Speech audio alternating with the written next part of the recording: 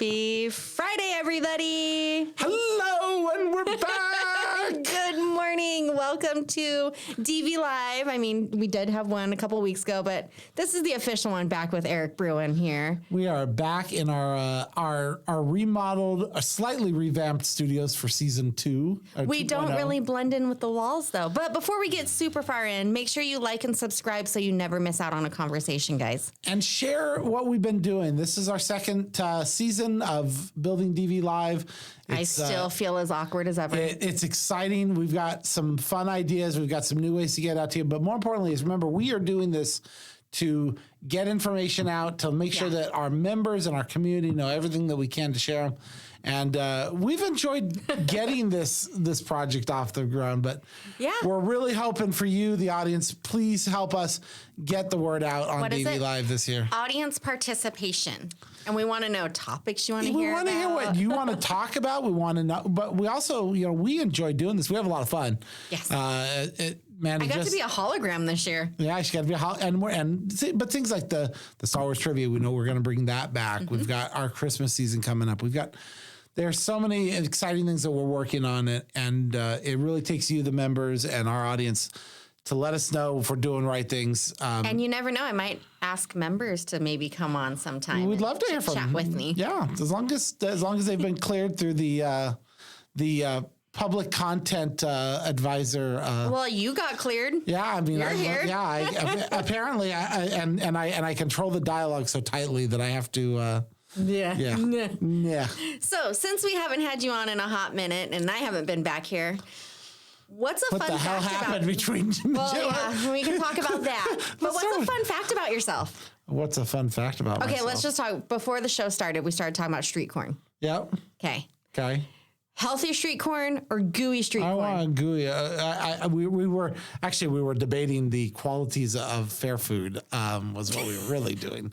And a huge shout out to our chairman and Chip Holloway and the entire team of the Desert Empire Fairgrounds. We had a great time last weekend. Yes. I'm tired of fairs, to be clear, but we had a great time at the fair, and we're so proud of them. It only comes around once a year, but man, is it a lot. It was a lot of fun. And then we're just coming off of Halloween. A happy Halloween to everyone in our community. Thank you for having a happy and safe Halloween.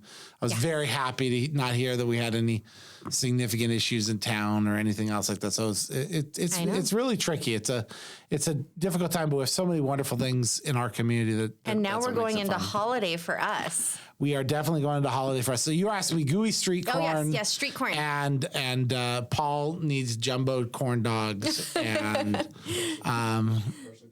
Paul over here from Raw Media in the corner. Freshly dipped and fried jumbo corn dogs. Yes. And I said mine's street corn, but it's also mine is the super seedy abuela that's making the best carne asada. I made the janky little Mexican corner food. I said the potato taquitos at Firewater were really good. And the big old potato spirals. I didn't see them this year. But I also liked seeing so many of the new, like the slushy cart. That was interesting. Oh, and popcorn. Everyone knows I'll eat popcorn though for breakfast. Yeah, and Scott Miller, one of the candidates for council, I think he came up with like 7 new flavors of kettle corn that I ran into. I mean, I got the cinnamon toast crunch and apple caramel and what did I get? I got regular kettle corn. I will always seek out that kettle corn, and then the jalapeno cheddar. No, yeah, I'm not I don't know why I'm not a cheddar duster on my corn. It's not a flavor that appeals to me. Just not in that appeal. But it was great to have people out at the demolition derby and all that. So we could go on and on about the fair, but it was a great time. So it was. So I would say what's one interesting. So that's what kicked off, I guess. So that and ICU Day kicked off most of our fall. I would say we could go through June, July, August, September, October, and go why we are so happy to be recording. So we pre-record these for Friday, and we are happily into the month of November. So thank you, November. I believe that I've resolved that the 10th month We've survived. The 10th month of even numbered years officially are not my favorite months anymore. Good to know. Noted. Yeah, good noted. Okay. But it's been a busy year for the credit union. It's been a very interesting year.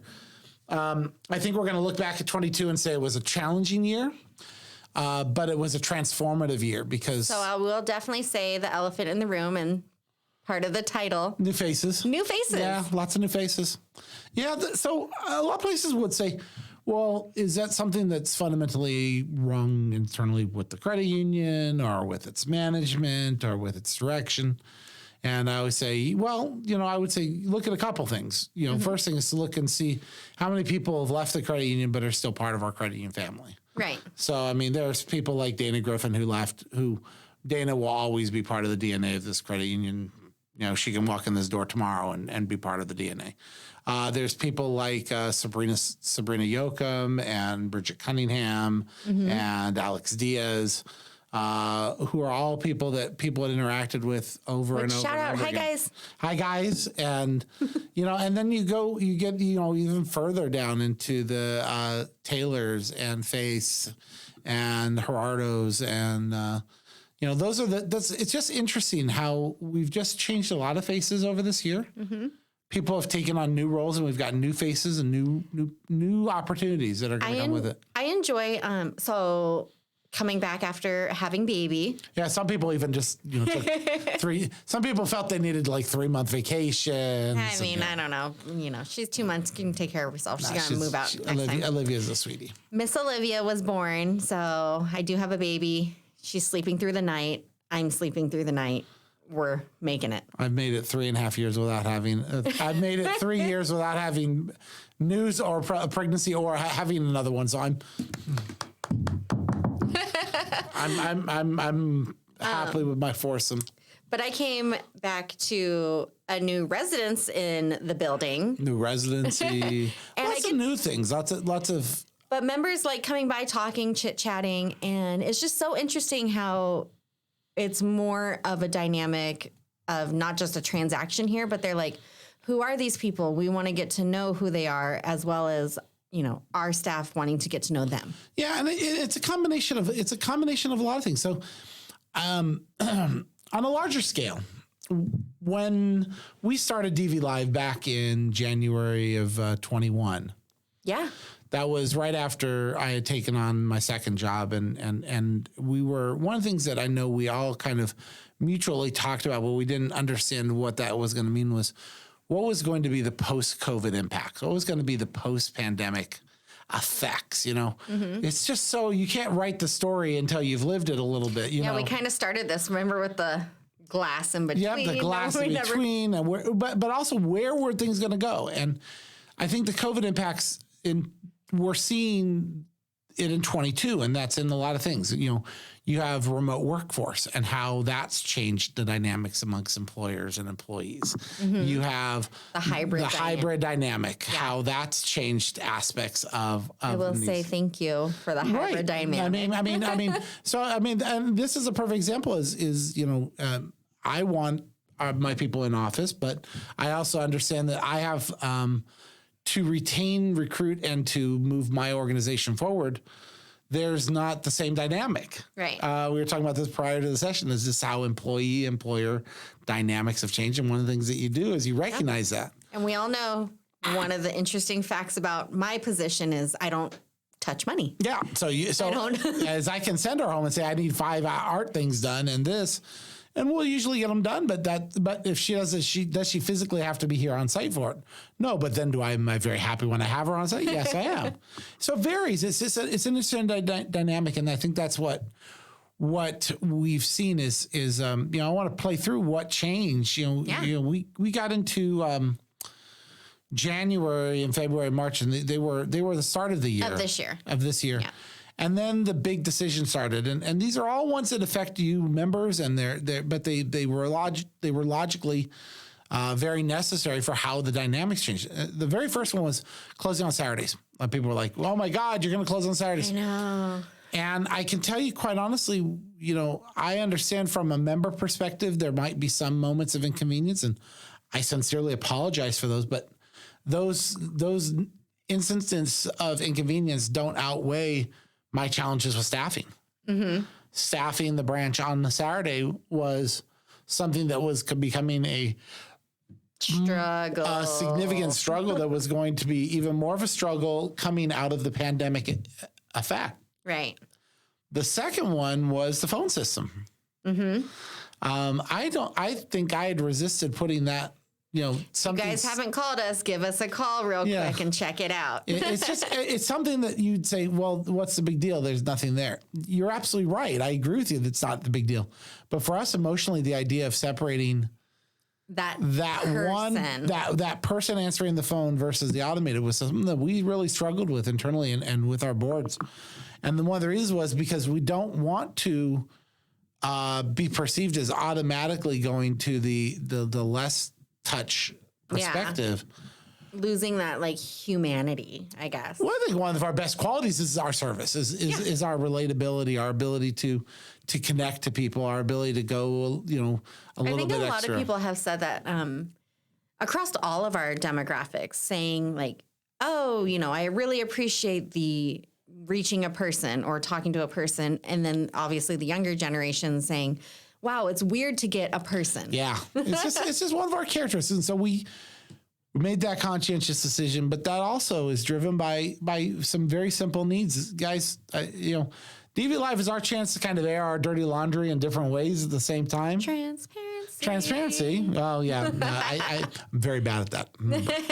According to some. But we're here for all the members. If you want to ask, you want to know. Ask the question. Yeah. It boils down to this is while it sounds so funny, is the difference between getting to an automated and you need to speak with myself, with Adrian, with Amanda, with somebody directly.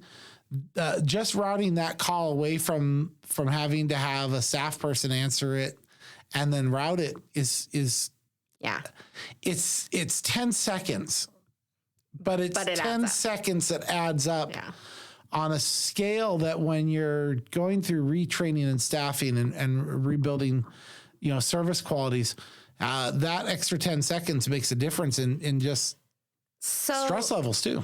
I think in ways, not only does that show, staffing and helping members in person, but I think that goes to show we're growing. Yeah, we've significantly. My word of the day is evolving from a meeting I was in earlier is okay. We simply are evolving.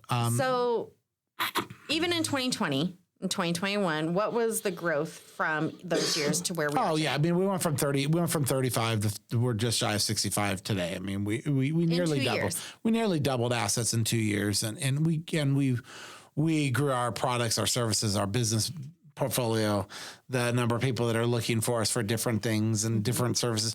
It's been fantastic. I mean, and then we're still a little credit union. A lot of people don't realize that we're still the little guy. At 65 million, we're still a little credit union. I have a fun inside Eric joke if you want me to share one with you.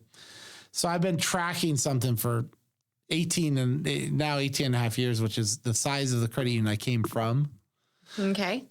Compared to Desert Valleys, and the size of that same credit union compared to Desert Valleys, 18 and a half years later. Okay. And I'm within $1 million of passing them in total assets. Really? Over the same 18-year period. And what I mean by that is they were 64 million when I left them. And they're 64. And they're 65 million today. 18 years later.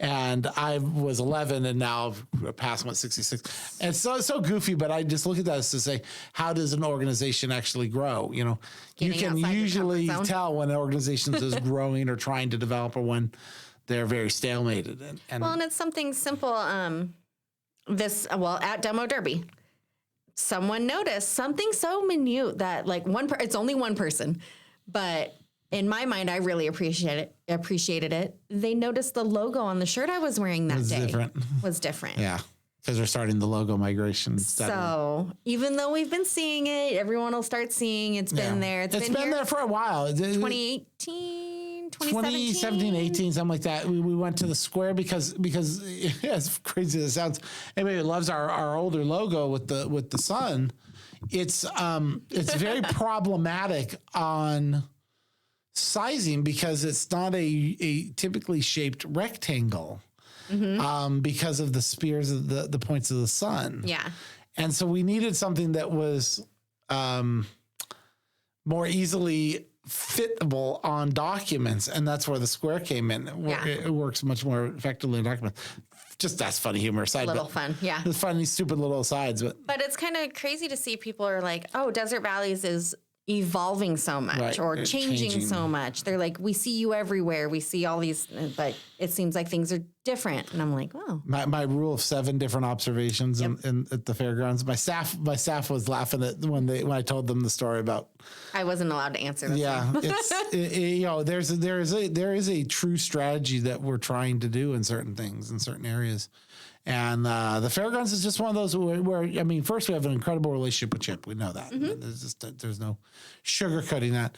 But more importantly is I think the amount of work that fairgrounds has put in to try and build that facility. Well, and what something they're doing. To do. I mean, the city screams, we want something to do. And when the fair comes in town, we want to be part of doing all the things. Well, I think that's where we want to see, potentially even an April fair come back, and the more events that we can find ways to bring into the community, the better. The better it is for everyone, and not just putting on or off my other hat, but more so is we're all first and foremost citizens and residents of this community. We all want entertainment here. We all want. We want more. I think that's just humans in general. That's just humans in general. but little bits of more, steadily make a difference. And that's what we're planning on 23 in a lot of ways. Speaking of more, I'm checking out your little notes over here. Yeah. What are some of those products we got going on? Well, so I was going to take a moment and kind of clue members into something that we're working on that's coming in 23. We still got a couple months to go with it. But we are intending to really kind of take a second look at how we focus in on our lending in 23, and we are partnering with a very interesting new type of credit bureau platform. So a lot of members are very accustomed to what they would call the FICO or their credit score, the FICO score. Even though so many people would be like, I don't even know how to read this or how's it calculated. Right. And I think the general population, if I said, how many FICO scores are there? They'd probably say 1, when there's actually probably about 30 or 40 different scoring models, right? And these models are just like anything else. Is you have part A, part B, part C, part D. And I know we did a few episodes back. So if anyone wants to learn about credit score, how to read your credit report, check that out. And so we're introducing a new model, which is a artificial intelligence so creepy decisioning model, and it uses. I always just think of that. Is it Will Smith, iRobot? Yeah, or like that always, or the movie Chappie. And it's not. It's actually not meant. It's not that type of AI, but more so. There are characteristics which we train our loan staff to look for. And, our human staff. Yeah, our human staff, and these are things like. Let's just go into that imaginary world where Amanda had a divorce.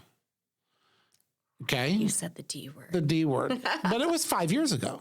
She's just had a baby. She's remarried. She's got her own life put together. Should the score be applying greater worth or merit to what happened 5 years ago to who she is today?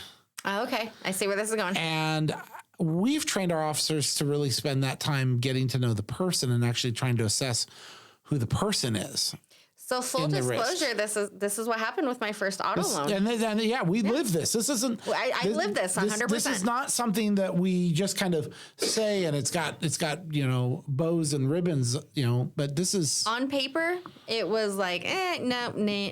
And then getting to knowing the situation, expanding on that. I think that is one little different niche that our credit union has, is getting to know a person as a person. I think it's a niche every credit union should have. Every small credit union should make it part of their backbone. Because, our business is based on a very simple concept, right? It's that me and Amanda put money into the credit union in order to lend Paul money. We all know who's poor in this room. So the simple fact is that what we do is that's what our job is to take people's money in and to lend it back out. Mm-hmm. Well, if we are not lending based on the community and based on people's values and some of those things, it's real easy for us to get into a box where we become stagnant, where we don't lend to the people that are most in need of the lending. We go, well, your credit score has to be at least X or Y or Z, or we don't even consider you. Well, people would say, well, that's good. That's good underwriting. You're not taking any risk. Well, I got news for you. Life is a risk. Right. I mean, life is built around risk. If you're not willing to take any risks, you're absolutely right. You can have a great, very, very vanilla, boring existence. Be very stagnant it's inside be that very stagnant box. Versus being a dynamic organization, you constantly are evolving, and this is where the AI for us is just another evolution. Okay.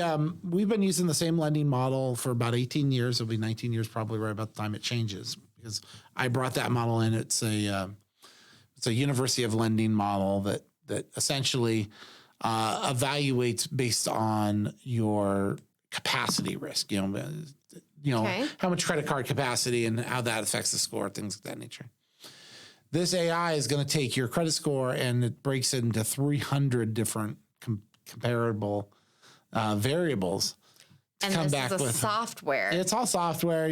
From a member perspective, you're never going to see any of this. It's not a human looking over 300 variables. No. You're never going to see any of this. But the end goal, our end goal result is two things, which is number one, to get you a quicker decision and to reduce the amount of paperwork or verification I feel I need to justify that decision. Well, and I think one thing people always say, opening an account. Can I talk about credit cards? Can I talk about auto loan? Can I talk about this? Yep. And it gives it's another resource to be able to provide that to members. We'll be able to provide to the members and also be able to, as we develop the new staff that we've talked about, we're going to be developing this new staff in ways that they are capable of being able to help you make some of those decisions as members more. It empowers them versus more rapidly. Down. Yeah. I want you to want to borrow with the credit union. I want you to be interested in doing business with us. We want to engage and power those abilities. Well, sometimes that means that we have to be more intuitive to how people's expectations are changing and how they respond. And it's very interesting. If you look at the world out there, because anyone could go the ability to apply online and find a website, find a lender or someone on there, and it might not be the greatest interest rate, but guess what? I'm getting a response in and here's the best part is there's such an interesting correlation psychologically between getting an answer and actually getting to completion, right? So as long as any one of these online type borrowers, they give you an answer immediately, right? But they still do what every other lender does, but largely, which is, okay, well, your funding can happen in 2 to 3 days. Give us all your information, fax this in, take this in, scan this in, send that in. Seems a little less secure considering all the scams and then we check everything off, and then we release your funds via ACH in 2 to 3 business days. That's what the reality is. Well, the reality is the only difference is they're getting that instant approval feeling. Well, in a small town environment where we have the relationships and the location and everything, that is connective, we have the ability to provide some of that smaller dollar lending, what I would call micro dollar lending, $3,000 to go do stonework in my yard, Yeah. I got to go buy the stones and, it's going to take me a week to get a hold of the money and I got to do this and I got to do that. My credit union, I should be able to deliver that the same business day. Oh, okay. And we are making it happen. We're capable of doing that. And this will just help and amplify. This just helps amplify that ability for you to contact or put online that application, us to have back-end resources, review that information, and then provide you direction within a 24-hour time frame, all the way up to and including funding that loan. And it boils down to, Amanda, let's just take your relationship or my relationship. We have accounts with the credit union. We have borrowing with the credit union. We have savings with the credit union. Our kids have accounts with the credit union. Everything about our relationship says that if I'm going to do anything, I'm going to turn to Desert Valleys. Yeah.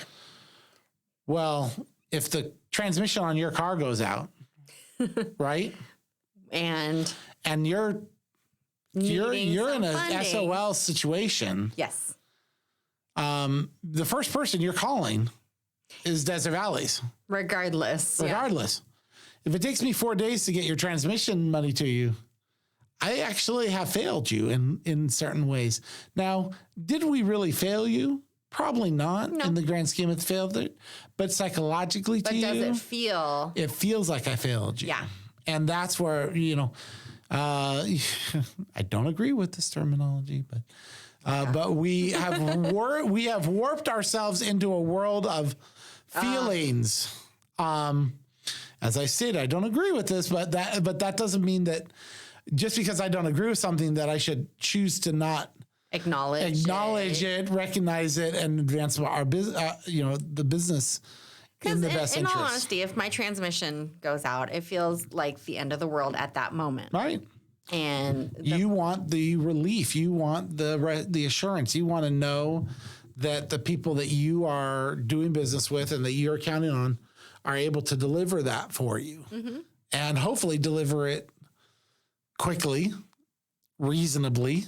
Well, and I think one thing here as well, even prior to being here, but just being a member, it was like those touch points, the calls, like at least having communication and going from there. Man, we have to, and we know that 2022 hasn't been our best service year. We know that. When we go through staffing changes, that happens. So we can sit back and we can say, "Oh no, we're the best thing since sliced white bread," and that's all it is. I think all of 2022 has been training at some point for training and also relearning relationships, re-putting people into new roles, and that includes starting from the top down. Everyone's learning and and it's but what is it? Pivot. But it's good. And that's why I would say 22 is going to definitely be a learning year. 23 and 24 are probably going to be challenging years. They're going to be challenging years for our members.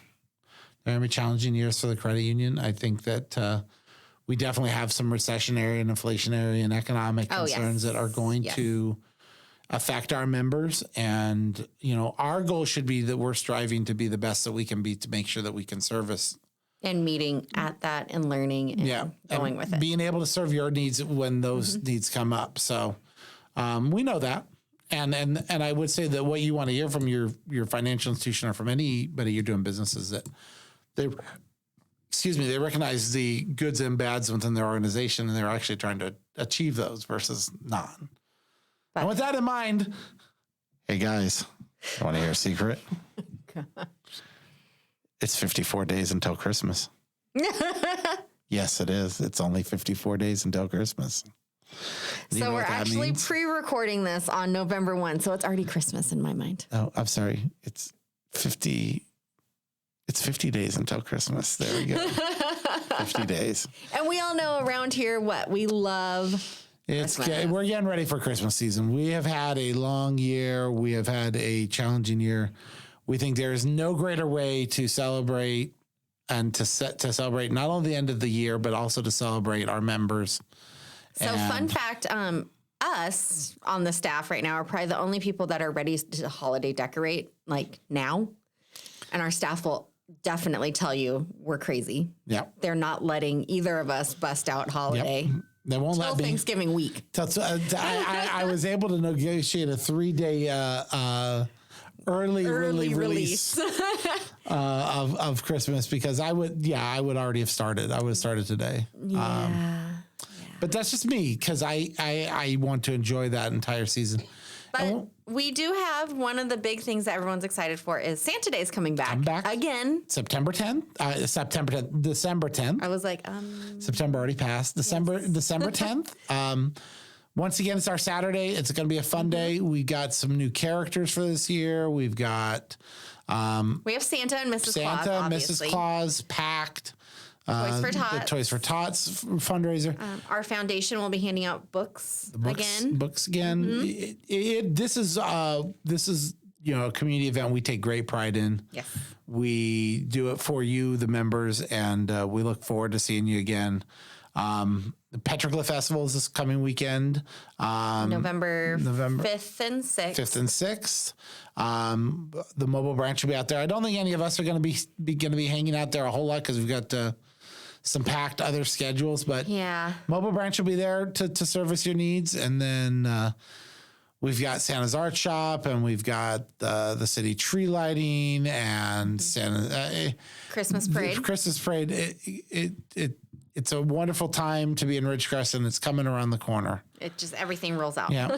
We've been also welcoming our new staff into these events. Yeah, we've got new faces that are showing up. Betty, Gant, Ray.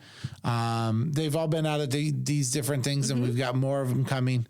I think one of the videos we're going to be working on coming up is a chance to get to know, some of the new faces. Sometimes it's like pulling teeth to get people on here. And that's when we tell them that's when they've been voluntold versus volunteered. I've been voluntold for 2 years. No, you've been job classified. But there's a lot of those things coming, and I think they're all going to be good things. We got 2023. We know that our focus needs to be on making sure that we continue to serve our members' challenges, and there will be challenges, whether it be the psychological change of people that the age of the 3% mortgage is gone, people. That age of innocence is gone. The reality of what mortgages were and have been historically prior to 2008 is back, which is, a mortgage at between 6 and 8% is what would be called an average norm. Okay. But we haven't experienced that for so long. I was gonna say it's been what? Well, it's 08. You can go all the way back to 08 or 9 years. Yeah, and we were nearly back, returning the economics to a steady norm in 19 before COVID, and it's going to be it's going to be an interesting it's going to be an interesting couple of years. But most important reason why I'm saying that is our job is to make sure we take care of focusing on our member needs, and that's what we're going to be focused on is offering some new products, services, offering the HELOCs this year. Has given members an avenue, an option that they've been using. I think expediting everything is going to help tremendously. Right. We started offering mortgage loans. We didn't offer mortgage loans between 1996, okay, and 2016. We did not offer first trust deed mortgage loans. Now, since then, we've offered first trust deed. We did seconds a little bit in there, but not first. Okay. And now in the 6 years since then, we've funded close to $9 million worth of individual homes in the Valley. Now you'd say, well, how many is it? Maybe it's 40, 45, something like that. I'm not saying it's 5,000, but I know to those 45 families that we've been huge, we've been a crucial partner to helping them unlock their dreams. And I think that's what we have to be in the coming years is not so much maybe unlocking your dreams, but helping you navigate through what are going to be challenging waters. Well, and especially the next couple of years coming out of everything from the last 2 years, helping to navigate, learn, build credit. That's where it started. Like everything here prior to was just me being a member, learning how to build credit, gaining some simple education. Let me tell you, I fought tooth and nail against this man to not have a credit card. Yeah. I was like, I really want to talk more about the auto loan. How can we do this? And I will admit, Eric Bruen was right. Like handed you credit card, said, this is what you need. Let's go. Let's start the process. Because you're disciplined. Because well, and even Robert was very helpful in being educational and helping get through the stepping stones of why this process is necessary, and take it or leave it, because that's Robert. Yep. But this is helpful. I find it humorous when I listen to discussions, conversations, or the political debates, especially around gun control. And I'm going to show you why it's controversial, but funny.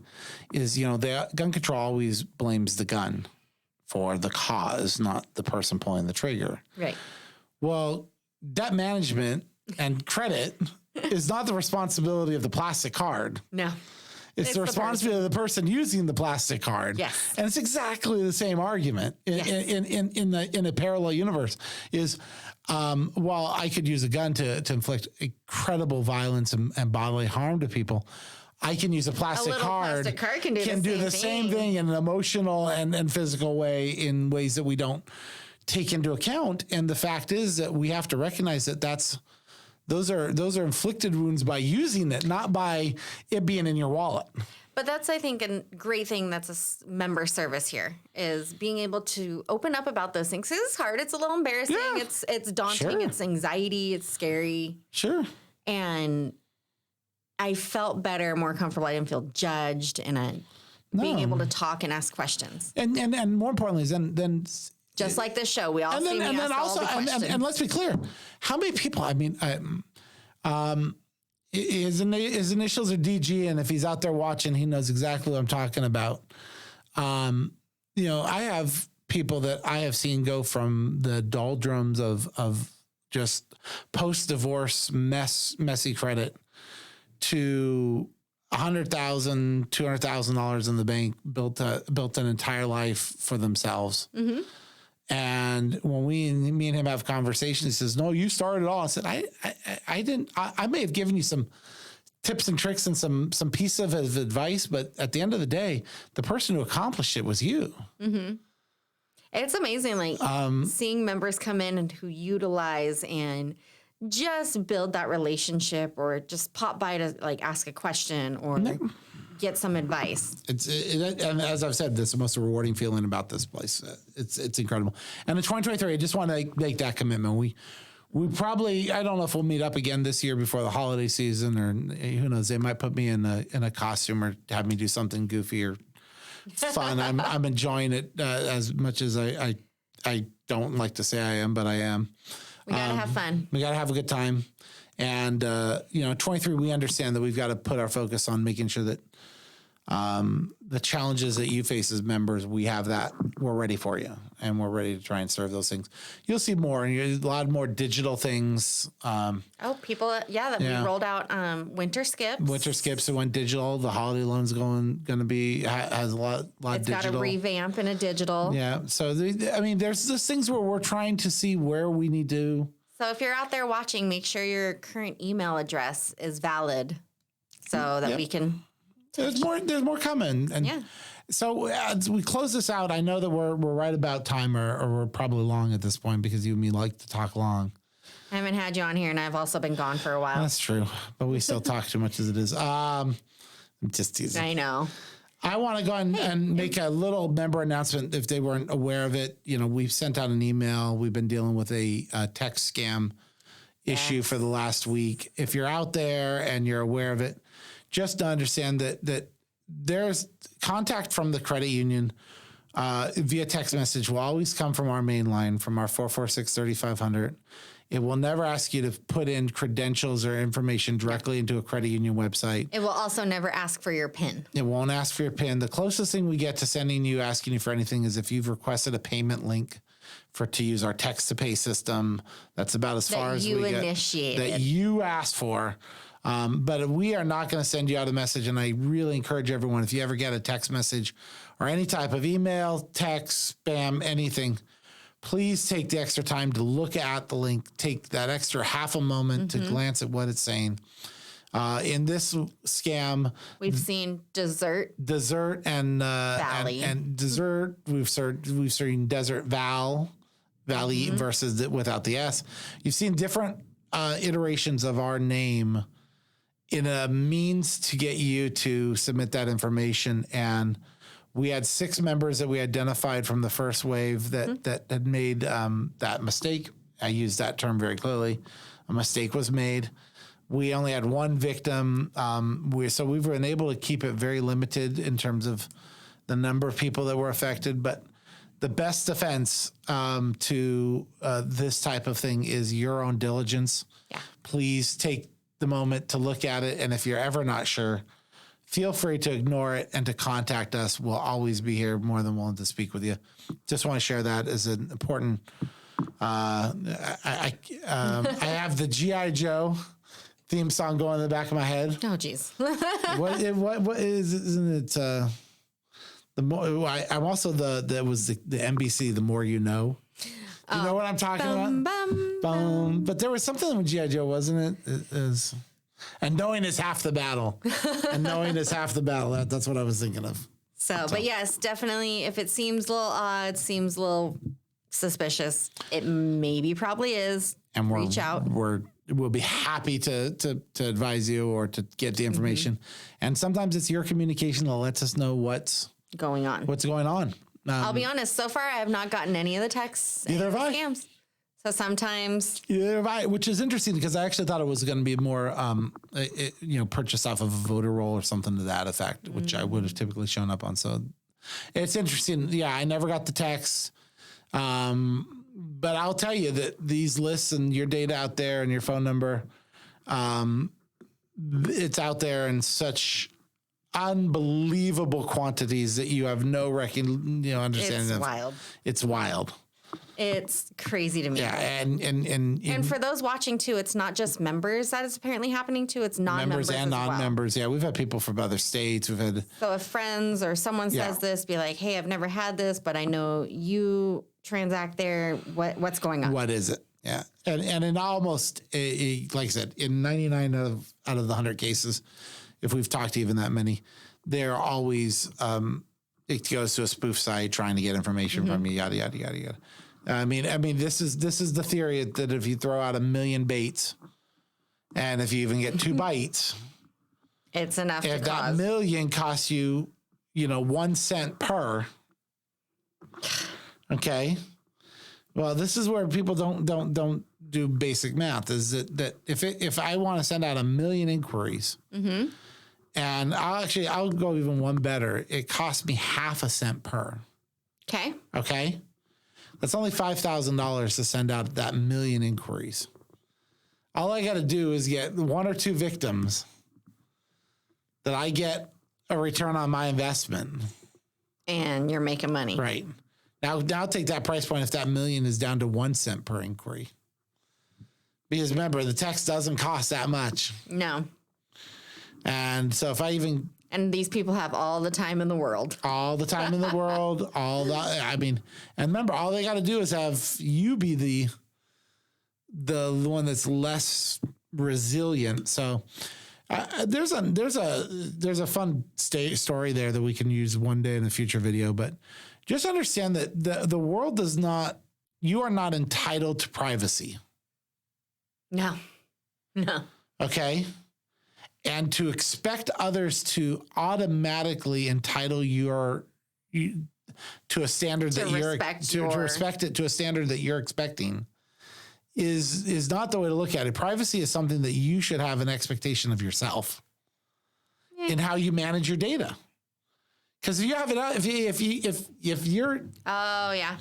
Well, let's be honest. Like every time I do an update and it says like, "Oh, here's the agreements and disclosures and blah blah blah." Nobody's reading them. I ain't reading it.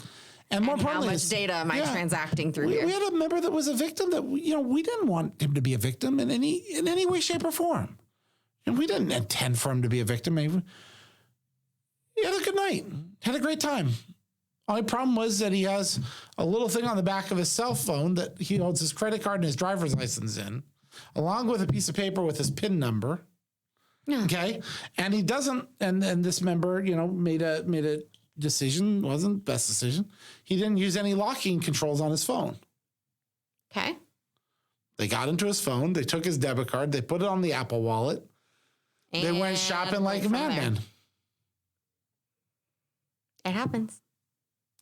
Don't leave your doors unlocked at night either, people. I mean, I'm very sorry for the guy and trying to help him and doing everything in our power, but yeah, there is a mutual responsibility involved. And that's why I'm saying that. I'm not saying that to badmouth or to say something bad towards a member. It's a learning experience. Saying, be aware of these things. And if you see something like that, please take the time to read through it, because the double S's or the triple S's or the names, it really does it comes glaring. Once you actually read it through. Yep. And anything that ever says kindly, just delete. Or if the grammar is wrong. The grammar or kindly. Those are two red flags. Well, thank you again for Covered being a lot here. today. I know. I think I might just have you back on one more time this year to talk about scams in general. That was a huge hit last time. Yeah. Well, I just want to make sure I got that out there because we're going through it right now. So stay tuned. I think we will hit that, especially right before the holidays. Okay. So thanks, everybody. And again, mark your calendars for Saturday, December 10th, 10 a.m. to 2 p.m. Santa will be here. Santa and friends. Oh, yes, and friends. And friends. So, have a great weekend, and we will see you next time. Bye, guys. Bye.